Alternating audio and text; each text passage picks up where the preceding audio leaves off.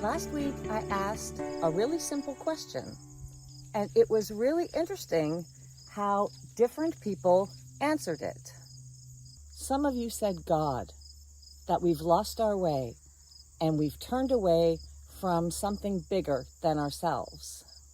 And some of you said power, money, corruption. That the people with the most wealth and influence are controlling more and more of our lives. At first, those sound like completely different explanations.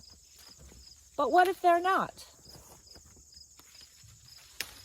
Whether you're talking about good versus evil or rich versus poor, it's still fundamentally about things being out of balance.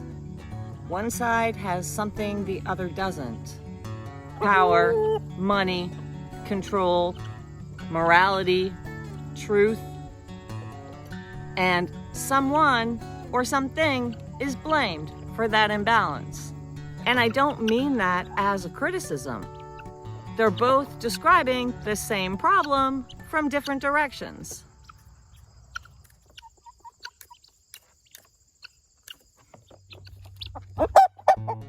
If your answer is God, then the problem isn't about money or politics or corporations. Maybe the problem is we've lost our moral compass, our sense of right and wrong, our connection to each other, our humility, and our accountability. And if that's true, changing the system doesn't fix those problems. If your answer is wealth and power, then maybe the problem isn't that people suddenly became morally compromised. Maybe we've created systems that reward the worst parts of human behavior. More money, more control, more consumption, more power. You can never have enough. And the incentive is to get even more than you will ever need.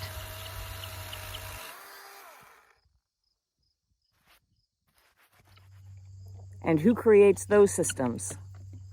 We do. We make the rules. We build the churches and institutions. We compete. We vote. We participate. We protect what we have. And fundamentally, I think so much of this comes down to the fear that there won't be enough. I choose to see selfish, greedy people as fearful. And then I just feel pity for them, not contempt. And maybe that's where those two explanations start to overlap. Because whether we're talking about evil or greed or corruption or concentrated wealth, we keep coming back to something very human. Fear, power, and the fruitless pursuit of control. So maybe the bigger question is, what is it about human beings that keeps creating these same problems?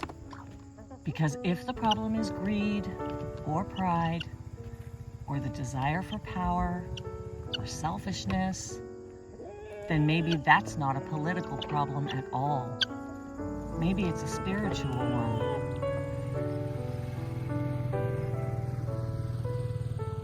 And if that's true, changing governments and systems and laws won't change us.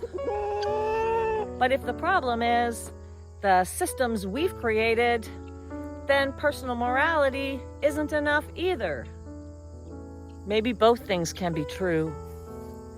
What we build reflects who we are. And maybe that's what fascinated me so much reading your comments. Because whether we're talking about God or money or corruption, everybody is describing the same feeling. Something is wrong.